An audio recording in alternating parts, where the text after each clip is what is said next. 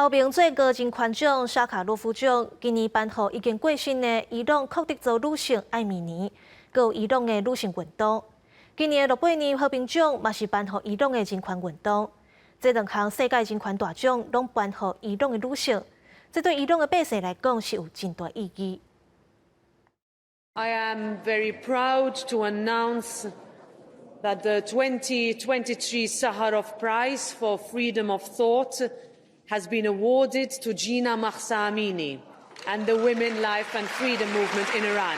今年欧平最高人权奖沙卡洛夫奖颁予过身的伊朗库德族女子艾米尼甲伊朗女人生命自由运动。欧洲议会议长讲，9月10日是艾米尼伫伊朗被捕31周年。欧洲议会选择艾米尼甲伊朗女性运动做今年的得奖者，就此表达无被记录这抗争。欧洲议会伫甲伊朗继续勇敢为平等、尊严甲自由抗争的人徛做伙，而且对为自由付出最高代价人致上敬意。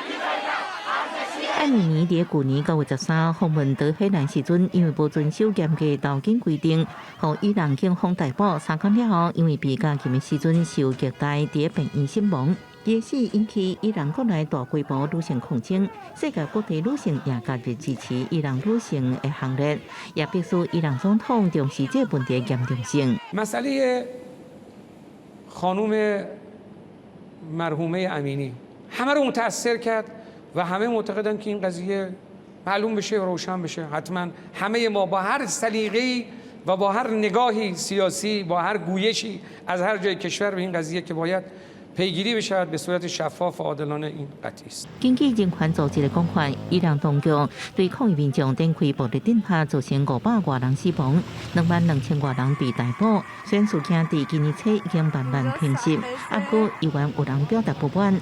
萨卡洛夫奖由欧洲议会伫1988年设立，用苏联异议人士萨卡洛夫号名。伊伫1975年得到诺贝尔和平奖。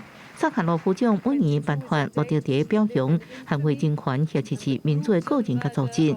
10月初公布诺贝尔和平奖得主也是伊朗籍的人权运动者穆哈马迪。今年2项世界人权大奖拢颁发予伊朗女性，对伊朗人民有真重大意义。公司新闻新闻配编辑。